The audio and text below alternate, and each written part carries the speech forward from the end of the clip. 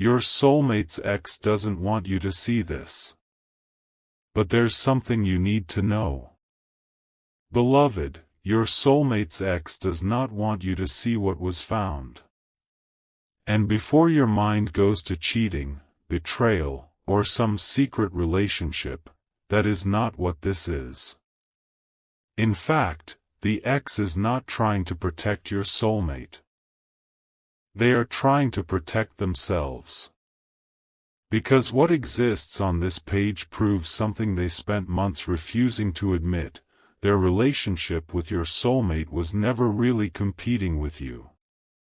It was competing with a version of your soulmate that only seemed peaceful because that version had learned how to hide. And beloved, there is one answer on this page that the ex desperately does not want reaching you. A question was printed: who is the one person around whom you never felt you had to perform? Your soulmate wrote a name. Then crossed it out. But the original name is still visible underneath. Yours. Beloved, that alone is enough to change the story. But it gets deeper. Because another question farther down asks, what are you most afraid your current partner will discover about you? Your soulmate answered, that the person they think I am is easier to love than the person I actually am. And the final question? The one that eventually helped end their relationship? If your previous relationship became available again tomorrow, what would you want? Your soulmate did not write, I would go back. They wrote something much more revealing. I would want to know whether I miss them, or whether I miss who I was when I was brave enough to be known. Beloved, that is what the ex does not want you to see. Because maybe for years you believed your soulmate simply replaced you. Maybe you thought the ex had something you did not. They were calmer, easier, more attractive, more successful, more compatible. Perhaps you told yourself, they found somebody who fits them better. But what this page reveals is very different. Your soulmate did not necessarily find someone who understood them better. They found a relationship in which they could control how much of themselves was ever revealed. And at first, that felt like peace. Let me take you back. There was a time when you and your soulmate were almost frighteningly close. Not because everything was perfect. It was not. But because there were moments when your soulmate felt completely transparent around you. Perhaps they could walk into a room saying, I'm fine. And you would look at them once. Then, no, you're not. Your soulmate would laugh. Can I have one secret? You smiled. Probably not that one. Beloved. Maybe other people saw your soulmate as composed, confident, independent. You knew the version underneath. The person who overthought things at night. Who sometimes needed reassurance but hated asking for it. Who could be successful in public and completely uncertain in private. Perhaps your soulmate once said, you know too much about me. You thought it was a joke. Maybe partly it was. But beloved, there was fear inside that sentence. Because intimacy is beautiful until somebody sees the part of you that you secretly believe makes you unlovable. Then intimacy becomes dangerous. Maybe you knew when your soulmate was jealous. They denied it. You knew when they were hurt. They became sarcastic instead. You knew when they were pulling away because they were scared. Perhaps you said, you don't actually want space. You want reassurance without having to ask for it. Your soulmate became irritated. You psychoanalyze everything. Maybe you laughed. Then stop making everything so obvious. Beloved. At first, your ability to see them created closeness. Later, it created pressure. Because once you knew the pattern, your soulmate could no longer pretend it was random. If they disappeared after conflict, you noticed. If they avoided a conversation, you remembered. If they said, "I don't know why I'm acting like this," you might answer, "Yes, you do." Beloved. Sometimes you were wrong. You are human too. Maybe you pushed when they needed space. Perhaps you became anxious and asked questions repeatedly. Maybe your soulmate genuinely felt overwhelmed at times. But the deeper problem was that your relationship had reached a point where avoiding yourself became difficult. And your soulmate had spent years surviving through avoidance. Perhaps they had learned early, be impressive. Be agreeable. Be useful. Do not let people see how uncertain you are. So they built a polished identity. And then you loved the person underneath it. That should have felt safe. Instead, it made your soulmate feel exposed. One evening, perhaps after a difficult argument, your soulmate said, "I feel like I can never just be normal with you." You frowned. What does that mean? Everything becomes deep. You became hurt. I'm not trying to create drama. I know. Then, but you always want to know what something means. Beloved. Maybe you stared. Usually because your behavior changes and you refuse to tell me why. Your soulmate sighed. There. That. What? You always notice. Pause. Beloved. Perhaps that was the real complaint. Not, you always accuse. Not, you always control. You always notice. And maybe your soulmate was tired of being noticed. Not because you were bad for them. Because they were not ready to live as someone who could be seen consistently. Then the relationship began breaking down. Your soulmate became distant. You became more anxious because they became distant. Your anxiety made them feel more pressured. Their withdrawal made you seek more clarity. A cycle. Maybe you asked, "Do you still want this?" Your soulmate said, "I don't know." You asked, "Do you want me?" Yes. Then what don't you know? Silence. Beloved. Maybe even your soulmate could not articulate it. They wanted you. But wanting you meant continuing to live inside a relationship where their emotional patterns were visible. And perhaps they were exhausted. Then someone new entered their life. The person who would later become the ex. This person did not know the history. They did not know your soulmate's emotional tells. If your soulmate went silent, maybe the new person assumed, tired. If your soulmate canceled plans, busy. If they became distant, No one yet had enough history to say, "You do this whenever you're afraid." Beloved.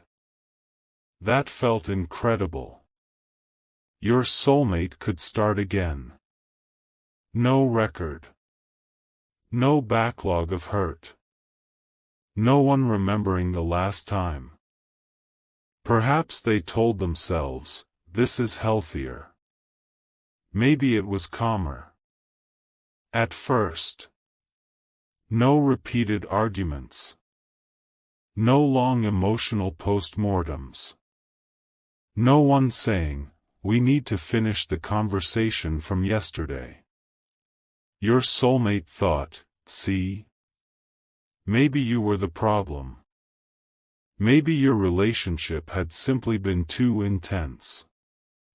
Perhaps the new person thought your soulmate was wonderfully independent. I love that you don't need constant reassurance. Your soulmate smiled. They did need reassurance. They were simply getting it differently.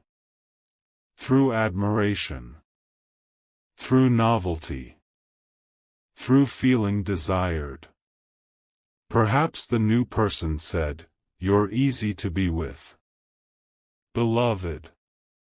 That sentence probably felt like relief.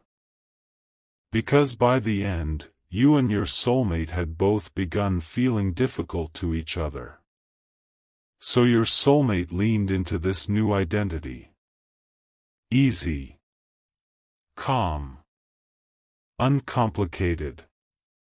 Maybe they even told friends, "I didn't realize a relationship could feel this peaceful." And perhaps that reached you somehow.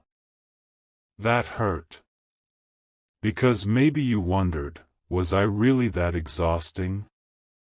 Beloved, part of the answer may be uncomfortable.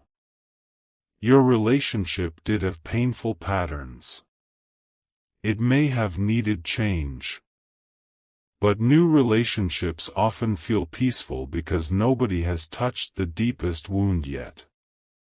Calm before intimacy is not necessarily emotional health. Sometimes it is simply lack of exposure. Months passed. The relationship became serious. Then something started changing. The ex began noticing inconsistencies. Your soulmate could be affectionate one day, detached the next. When asked why, nothing. Maybe the ex accepted that at first. Then eventually, you say nothing a lot for someone whose entire personality changes when something is wrong. Beloved. Your soulmate froze. Familiar sentence. Not yours exactly. But close enough. They became defensive. "I'm just stressed." The ex said, "Okay." But beloved, now the new person was beginning to notice too. Perhaps another argument happened. The ex said, "You shut down whenever I bring up the future." Your soulmate immediately felt trapped. Same pattern. Different person. Maybe they thought, "No. This cannot be happening again." Perhaps they became more distant. The ex became more confused. Eventually they asked, "Did this happen in your last relationship too?" Your soulmate said, "No, too fast." The ex stared. "Are you sure?" Beloved. Maybe your soulmate changed the subject. But curiosity had been planted. Perhaps the ex did something mature. Instead of accusing, they suggested couples therapy. Not because the relationship was collapsing completely. Because they could feel something becoming repetitive. Your soulmate resisted. We're not married. So? We're fine. The ex replied, if we were fine, you wouldn't become a different person every time I ask whether something is wrong. Beloved. Your soulmate eventually agreed. They went to one session. Then another. Nothing dramatic. The therapist did not say, go back to your ex. No. Perhaps they started with communication patterns. Avoidance. Attachment. Fear of conflict. Then during one session, the therapist gave them an exercise. Separate forms. No discussion until each had completed it. The idea was simple: answer quickly. Do not write what sounds healthy. Write what is true. Your soulmate hated it. Beloved. The first questions were harmless. What makes you feel loved? What makes you feel rejected? How do you behave when frightened? Then, what part of yourself do you find hardest to show a romantic partner? Your soulmate wrote, neediness. Maybe crossed it out. Then, fear. The ex wrote something else. Next, when conflict appears, what do you most want to do? Your soulmate, leave the room until I feel normal again. Then, what are you afraid will happen if you stay? Long pause. Your soulmate wrote, they'll see something I can't take back. Beloved. Interesting. Then came the question. Who is the one person around whom you never felt you had to perform? Your soulmate stared at it. Maybe they thought of family. Friend. Current partner. But beloved, your name came first. Without thinking. They wrote it. Then saw it on the page. Panic. Crossed it out. Wrote, no one. But the pen had pressed hard. Your name remained visible underneath. Your soulmate thought nobody would notice. The ex did. Not immediately. Later. Perhaps during the next session the therapist asked each person to choose one answer they wanted to discuss. The ex chose, what are you afraid your partner will discover? Their answer may be something vulnerable. Then your soulmate's turn. They avoided your name question. Instead chose another. But the therapist asked, was there any question you found difficult to answer? Your soulmate looked down. Maybe said, a few. Which one? Silence. The ex noticed your soulmate's hand covering part of the page. Perhaps afterward, at home, they asked, what were you hiding? Nothing. Beloved. Again. Nothing. The ex became frustrated. A question, what do you believe your current partner sees when they look at you? Your soulmate, stable. Capable. Independent. Then, what are you afraid they will eventually see instead? Your soulmate wrote, that I'm not as certain as I look. Then beneath it, that the person they think I am is easier to love than the person I actually. You cover the page like a teenager and then tell me nothing? Your soulmate said, drop it. Maybe they did. For that night. But the relationship changed. The ex could feel there was someone or something in your soulmate's emotional history that remained unresolved. Perhaps not romantically, but psychologically. Then another session. Another worksheet. This one deeper. Beloved. That answer hurt the ex. Not because it mentioned you. Because it meant their relationship had been built partly around a version of your soulmate. The ex later said, "I don't want the easier version." Your soulmate looked confused. What? I want you. Beloved. Perhaps your soulmate became emotional. The ex continued, "If you are scared, tell me. If you need reassurance, ask. If you don't know something, say it." Pause. Stop acting like I'm going to leave if you become complicated. Beloved. That was loving. And terrifying. Because now this person was becoming emotionally close too. Now the relationship was no longer an escape from vulnerability. It was asking for vulnerability. And guess what happened?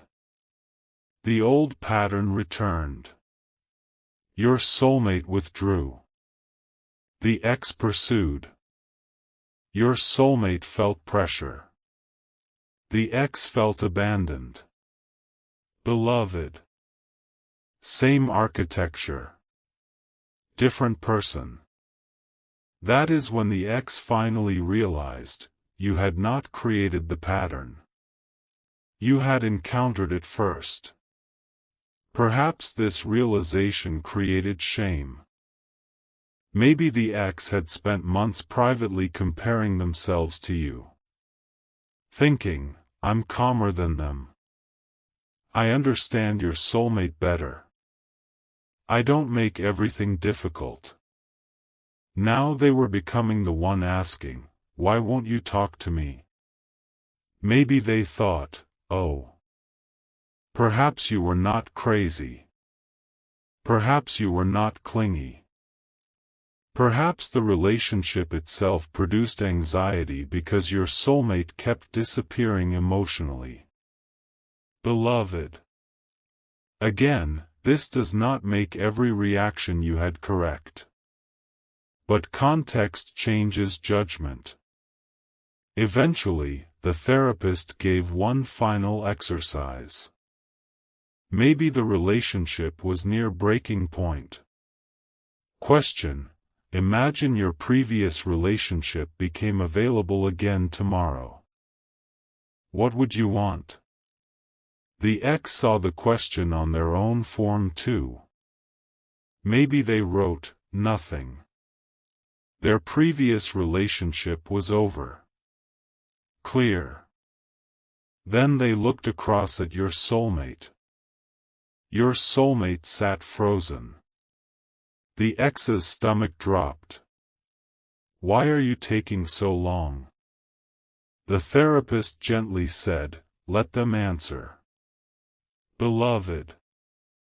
Your soulmate wrote for a long time. Then turned the page face down. The ex noticed. After the session, they asked, "What did you write?" Your soulmate said, "It's private." Fair. The ex responded, "We're in couples therapy. That doesn't mean you own every thought." Also fair. Beloved. But emotional fear had already taken over. The ex asked, "Did you say you want them back?" Your soulmate replied, "No, immediate." True. The ex relaxed slightly. Then, "What did you say?" Your soulmate refused. This became an argument. Perhaps eventually your soulmate left the worksheet behind. Not intentionally. Maybe the therapist had returned both forms. It ended up inside a folder. The ex later found it among their shared therapy materials. They should perhaps have left it closed. They did not. Human beings make choices. They opened it. Found the question.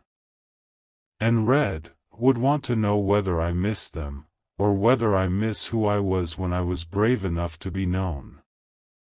Beloved. The ex sat down. Because this was not, I'm secretly waiting for them. It was more complicated. Your soulmate associated you with the last time they had allowed another person to know them deeply. And perhaps the loss of you had frightened them so badly that they decided, never again. Keep enough distance. Stay polished. Choose relationships that feel manageable. Beloved. But that strategy had now failed. Because real love eventually asks to know you. The ex kept reading. Maybe underneath your soulmate had written more, I blamed that relationship for making me feel exposed. Pause. Now I think being exposed was the point.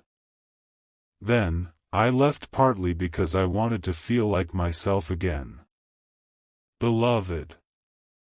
And finally, but I'm beginning to realize the version of myself I wanted back was the version nobody could reach. There. That was the beginning of the end. Not because the ex screamed, go back to them. No. Perhaps the ex confronted your soulmate. Placed the worksheet on the table. Your soulmate looked horrified. You read that? Yes. That was private. I know. Beloved. The ex was wrong to cross a boundary. They admitted it. But now the truth existed between them. The ex asked, do you still love them? Your soulmate sat quietly. Then, I don't know what part of what I feel is love and what part is grief. Honest. The ex asked, do you want to leave me for them? No, again, clear. Then, do you want to stay with me? Beloved. Longer pause. Your soulmate looked down. The ex almost laughed sadly. There. Your soulmate said, it's not about them. The ex answered, I know. Pause. That's what makes this worse. Beloved. Because if the problem had been you? Simple. Remove you. Block you. Move forward. But you were not present. The pattern was. The fear was. Your soulmate's inability to tolerate being deeply known was. Perhaps the ex said, I thought I was winning against an old relationship. Pause. But I'm not competing with them. Your soulmate looked confused. Then the ex said, I'm competing with the part of you that would rather be unreachable than risk being loved honestly. Beloved. There. Perhaps your soulmate started crying. Because yes. The ex continued, I don't want to be your safe relationship. What does that mean? I don't want you to choose me because I know less. Pause. I want you to choose me after I know. Beloved. Powerful. But your soulmate was not ready. Maybe they said, "I need time." The ex nodded. And perhaps for the first time, did not chase. Weeks. The relationship became quieter. Your soulmate tried to open up. Sometimes succeeded. But maybe there was another truth. The relationship itself had been built during a period when your soulmate wanted escape. As they became more honest, they began realizing some compatibility was real, and some was simply the absence of depth. The ex realized it too. Perhaps they ended together. No villain. No dramatic betrayal. One conversation. The ex said, "I think you came into this relationship wanting somewhere to rest." Your soulmate looked down. Probably.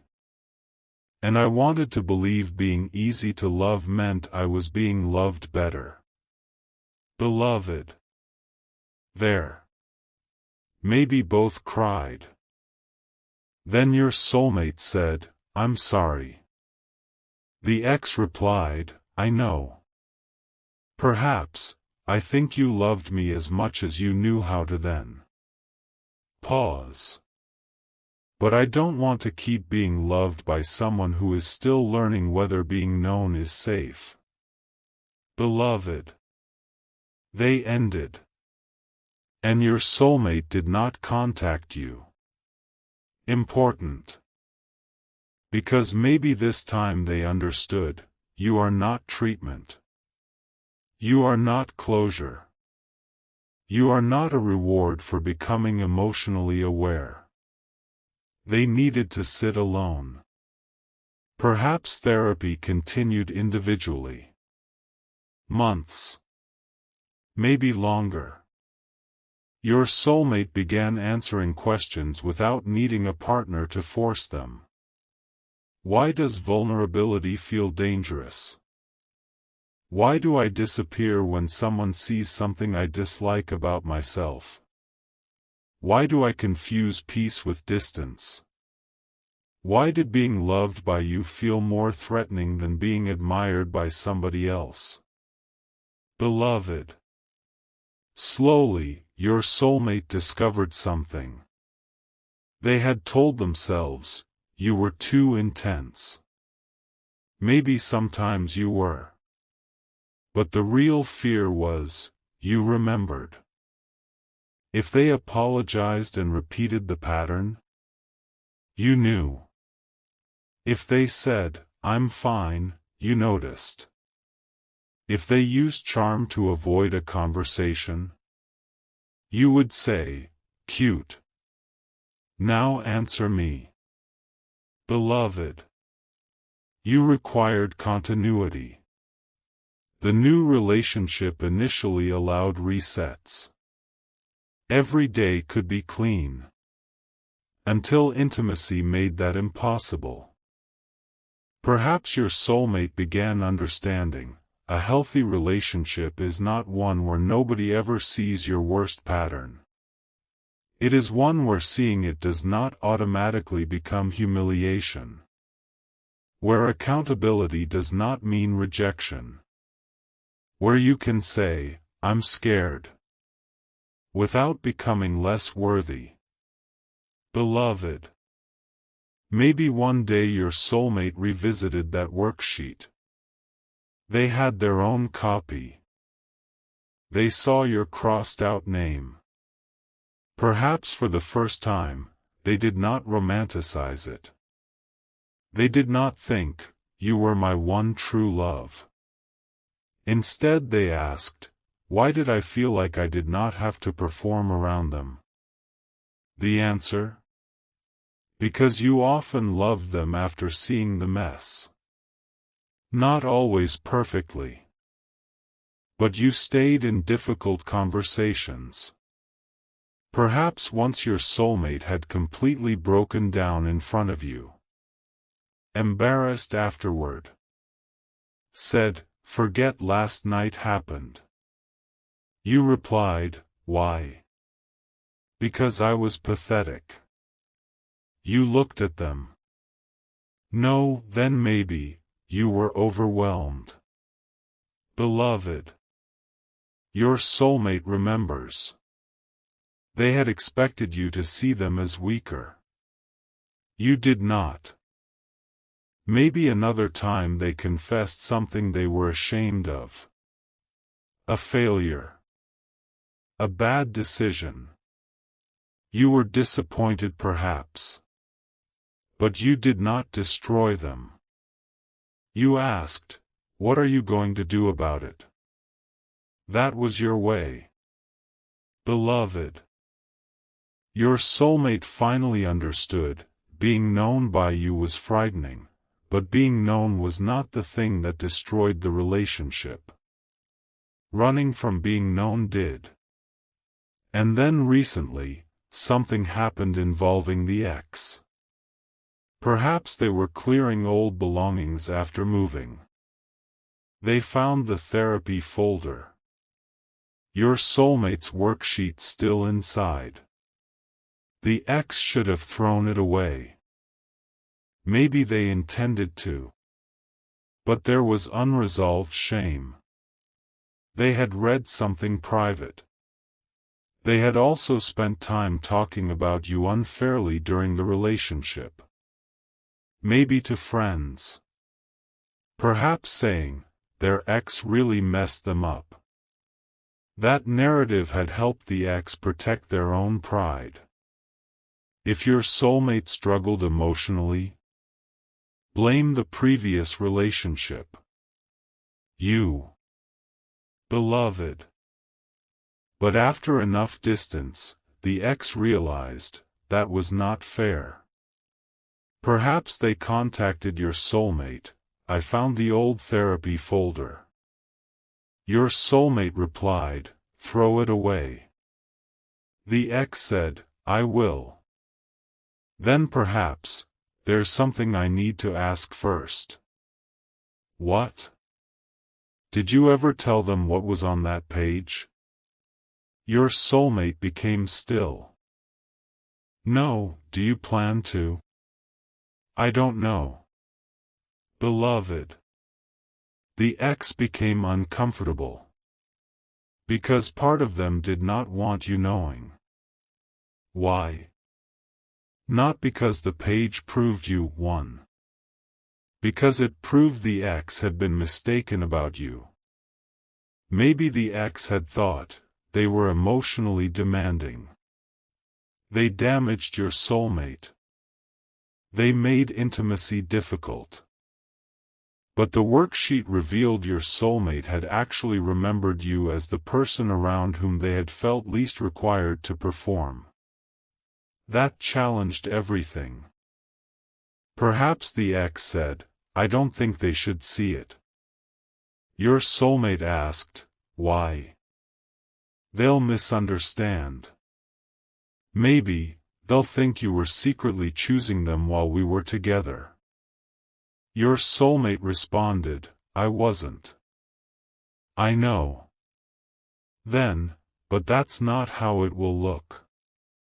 Beloved. Maybe the ex was partly right. A crossed-out name can become fantasy evidence. But perhaps there was another reason. The ex finally admitted, I don't want them knowing I read it. There. Because then they would have to admit crossing the boundary. And perhaps admit something else. During the relationship, maybe the ex had once spoken about you negatively based on what they believed.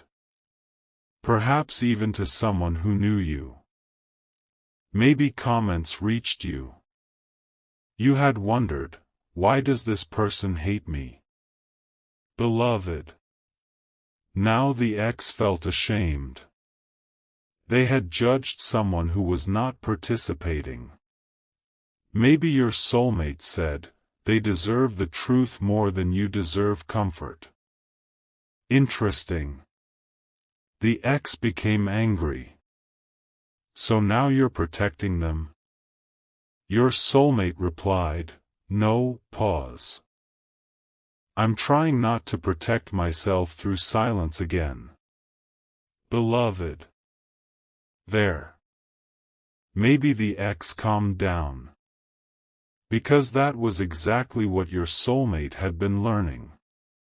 Eventually, perhaps the ex said, fine. Then, if you tell them, don't make me the villain. Your soulmate answered, I won't. Good. Maybe, and don't make the worksheet sound like proof you belong together. I won't. Beloved. Mature. Then perhaps your soulmate contacts you. Your phone lights up. A name from another life. Message: there is something from the past I think you have a right to know, but I need to explain it carefully because I don't want you reading it as a promise. Beloved. You stare. Maybe answer, what? Your soulmate says.